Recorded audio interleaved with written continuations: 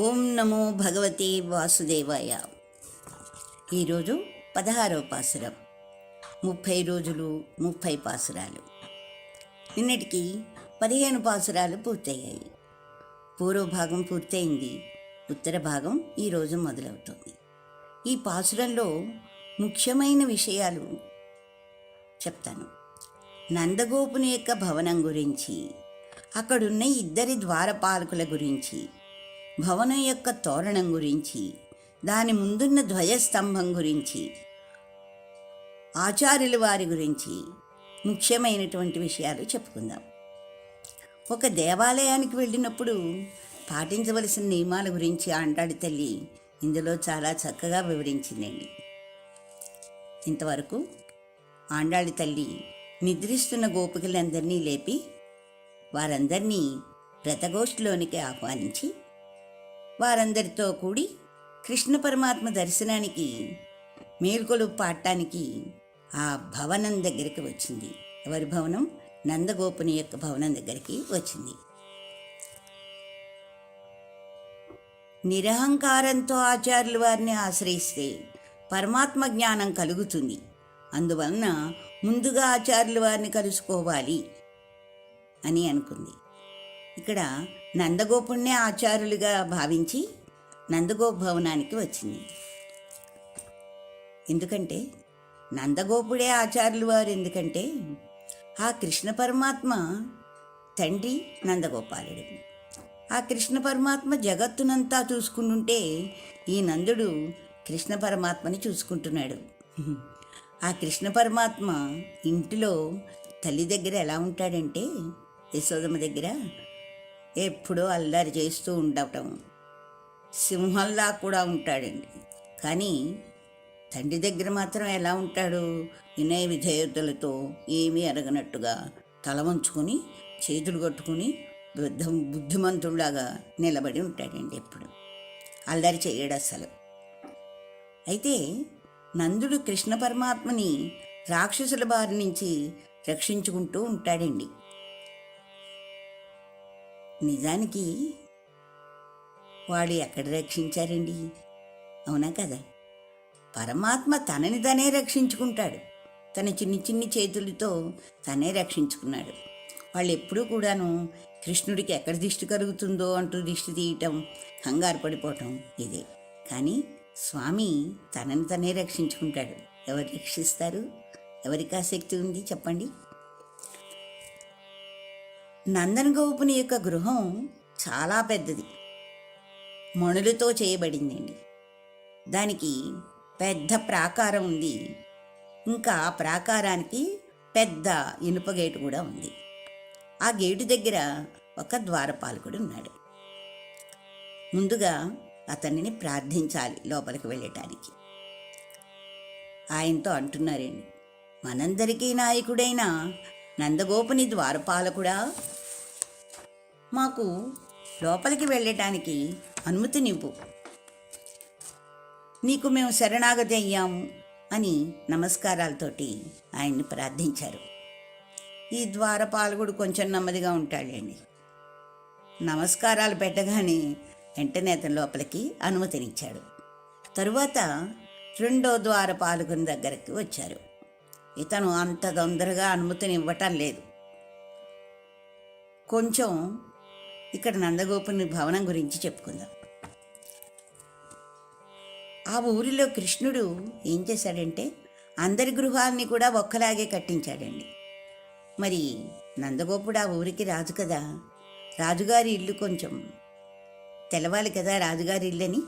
అందుకని నందుని ఇంటి ముందు ఒక ధ్వజస్తంభం పెట్టించాడండి. అయితే ద్వారపాలకుడు ఆ ఇంటి తోరణానికి ద్వారపాలకుడండి. ఇక్కడ మనం అంతా ఏమనుకుంటామంటే తోరణం అంటే గుమ్మానికి కట్టే మామిడి ఆకులు, పువ్వులు, అలంకరణ కోసం కట్టే వాటిని తోరణం అంటాం. కానీ అది సరైన అర్థం కాదు. మామిడాకులు పువ్వులు కట్టే భాగాన్ని తోరణం అంటారండి, ఆ పై భాగాన్ని. ఆ తోరణానికి మణులు మాణిక్యాలతో అలంకరణ చేశారండి, ఎంతో రకరకాల నగిషీలతోటి. ఆ ధ్వజస్తంభం ఆయన గుమ్మానికి ఎదురుగుండా రాజుగారి ఇల్లు అని తెలియటానికి ఒక ధ్వజస్తంభం పెట్టించారండి. అయితే ఈ ధ్వజస్తంభం మనకి దేవాలయానికి గుర్తు. మరి ఆ ఇల్లు దేవాలయమే కదా, అందులో ఉండేది ఎవరు? పరమాత్మనే కదండి. ధ్వజస్తంభం అంటే ఎవరు? ఆ వేదవేద్యుడే. వేదం అంటే భగవంతుడే. చూడండి, ప్రతి దేవాలయం ముందు ఎత్తైన ధ్వజస్తంభం ఉంటుంది. ఎంత దూరం నుంచి అయినా కనిపిస్తుంది. భక్తులకి దూరం నుంచే అదిగో అక్కడ దేవాలయం ఉంది, మన స్వామి అక్కడ ఉన్నాడు అని వాళ్ళకి తెలియచేస్తుంది అనమాట. పెడదాం, అక్కడ ఉంది గుడి అనుకుంటారు. ఆ ధ్వజస్తంభానికి పైన 4 అడ్డంగా ఊచల్లాంటివి ఉంటాయండి. వాటిని ఏమంటారంటే మేఖలాలు అంటారు. అవి 4 వేదాలకి ప్రతీకలు. వాటికి చిరుగంటలు కూడా ధ్వనిస్తూ ఉంటాయి, మీరు చూసే ఉండొచ్చు. ఇదిగో స్వామి ఇక్కడే ఉన్నాడు అని ఆ చిరుధ్వని మనకి తెలియచేస్తాయండి. తరువాత దానికి ఒక జెండా కూడా ఉంటుంది, ధ్వజస్తంభానికి ఎగురుతూ ఉంటుంది. అనగా ఆర్తితో వచ్చే భగవంతునికి ఇదిగో మన స్వామి ఇక్కడే ఉన్నాడు, నీ దాహం తీరుస్తాడు అన్నట్లుగా ఉంటుంది ఆ జెండా. అందుకే మనం గుడికి వెళ్ళగానే ముందుగా ధ్వజస్తంభానికి మొక్కి, తరువాత క్షేత్రపాలకుడికి, తర్వాత ద్వారపాలకునికి, తర్వాత అమ్మవారికి, తర్వాత స్వామివారిని దర్శించుకోవాలి. చూసారా, ఆండాళ్ళ తల్లి ఒక దేవాలయానికి వెళ్ళేటువంటి నియమాన్ని అంతర్లీనంగా ఇందులో మనకి తెలియజేసింది. కృష్ణుడి రక్షణ కోసం ఆ తోరణం దగ్గర గట్టి కాపలా పెట్టారు. అందుకే అతను త్వరగా అనుమతిని ఇవ్వటం లేదు. వాళ్ళని అంటున్నాడు అనమాట ఆయన, ఏమిటి ఇంత రాత్రి వేళ వచ్చారు? తెల్లవారాక రండి, ఈ రాత్రి వేళ స్వామి నిద్రపోతున్నారు, వెళ్ళండి అన్నారు. అయితే ఆండాడి తల్లి అంటుంది, మేము ఇప్పుడే స్వామిని దర్శించుకుంటాం, పొద్దున కాదు ఇప్పుడే దర్శించుకుంటాం అన్నది. ఆండాడి తల్లి అలా గట్టిగా అనటంలో ఒక పరమార్థం ఉందండి. ఇక్కడ నాకు తెలిసినంత వరకు కొంచెం చెప్తాను. ఇప్పుడు జన్మ అంటే రాత్రి, అర్థమైందండి?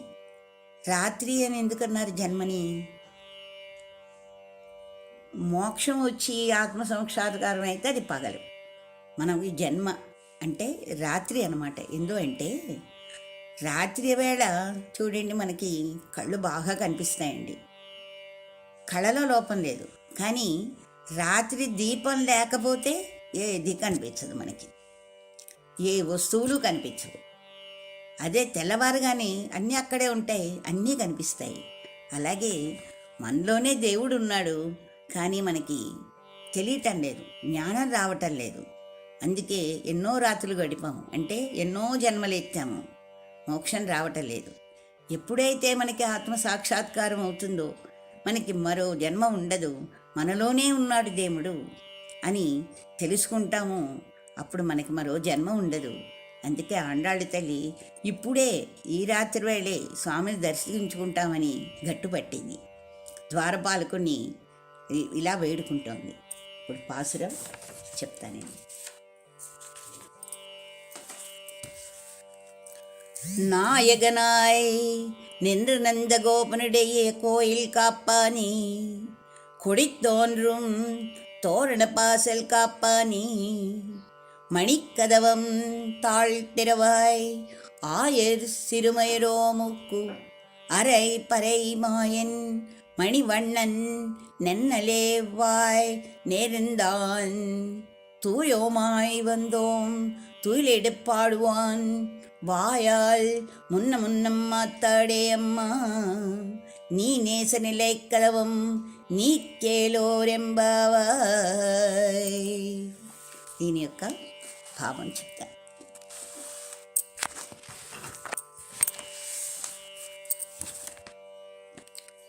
రెండవ ద్వారపాలకుడితో ఆండాళ్ళ తల్లి ఇలా అంటోంది. రెండవ ద్వారపాలకుడా, మనందరికీ నాయకుడు అయినటువంటి నందగోపుని యొక్క ద్వారపాలకుడా, మాణిక్యమయమైనటువంటి తలుపుల తాళములు తెరువుమా. మాకందరికును ప్రభువైన నందగోపుని యొక్క తిరుమాళగను రక్షించువాడా, మమ్ములోనికి పోనిము. మేము రేపల్లెలో నుండి గొల్లపిల్లలము. స్వామిని దర్శింపవచ్చాము, పరిశుద్ధులమై వచ్చాము. మడిలితో కూడినటువంటి గడియను తెరువుము. మేము స్వామికి శరణాగతి చేసిన వారము. గొల్లకలుమును పుట్టిన అజ్ఞానులమైనను స్వామి యందు అత్యధిక ప్రేమను అనురాగములు కలవారము. మేము ఎందుకు వచ్చామంటే స్వామికి సుప్రభాతం పాడి మేలుకొల్ప వచ్చాము. మేము గొల్ల వంశంలో పుట్టిన మాకు ఆశ్చర్య గుణచేష్టితుడును ఇంద్రనీలమణి వర్ణము గల శరీరము కలవాడు నాకు శ్రీకృష్ణుడు పరయ్యను ధ్వనించడి వాద్యమునిచ్చునని మాకు నిన్న వాగ్దానం చేశాడు. నిన్న మాకు కలిశాడు. మేము ఆడుకుంటుంటే మాకు చెప్పాడు, మీరు రండి, నేను మీకు తప్పకుండా పరే అనే వాయిద్యాన్ని ఇస్తాను అని మాకు వాగ్దానం చేశాడు. అందుకే మేము ఇంత వచ్చి నిన్ను ప్రార్థిస్తున్నాము అని చెప్పి ఎంతో వేడుకున్నారండి. అయినా సరే తీయట్లేదు. ఆయన ద్వారపాలకుడు అభ్యంతర పెట్టాడు, నేను తలుపులను తెరవను. ఎందుకంటే స్వామిపై చెడు ప్రయోగాలు జరిగాయి. ఎలాగా? గాలి రూపంలో, బండి రూపంలో రాక్షసులు అనేక రూపాలలో దాడులు జరిపారు. అందువల్ల తలుపులను తెరవను అని గట్టిగా చెప్పాడండి. అయ్యో, మేము రేపల్లిలో ఉండి చిన్ని గొల్ల పిల్లలం, స్వామిని దర్శించడానికి వచ్చాము, మాకేమీ తెలియదు, స్వామి మీద ప్రేమ తప్పితే మాకేదీ లేదు మాకు అనగానే అతను అంటున్నాడు, అవును గొల్లపిల్లలే. ఇదివరకు పూతన అనే ఒక రాక్షసి గొల్లవనిత వేషంలో వచ్చి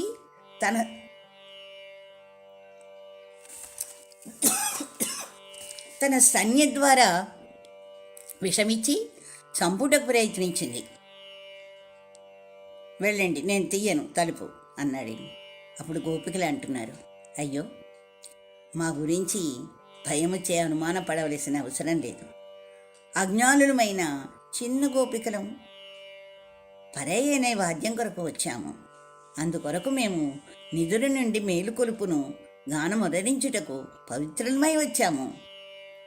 మొదటగానే నోటితో అడ్డును పెట్టవద్దు, ఊరికే మాటికి వద్దు వద్దు అనకు. స్వామి, ఇక్కడ అమ్మ అంటే స్వామి అని అర్థం అండి. శ్రీకృష్ణుని యొక్క ప్రేమచే బలముగా బంధితమైన కవాటములను తెరుపవలసిందిగా కోరుతున్నాము, తీయి స్వామి అన్నారు. సరే వెళ్ళండి, తీసుకువెళ్ళండి. అయ్యో, మేమెలా తీయగలము? నువ్వు గనక తీసి మమ్మల్ని పంపించావనుకో, నాకు నీ దయ వల్లనే మేము లోపలికి వెళ్ళామని మేము చెప్పుకుంటాము. నువ్వే తీయి, మేము ఎలా తీస్తాము అనగానే ఆ ద్వారపాలకుడు ఆ గడియను తీసి వాళ్ళని లోపలికి పంపించారు. కృష్ణం వందే జగద్గురు.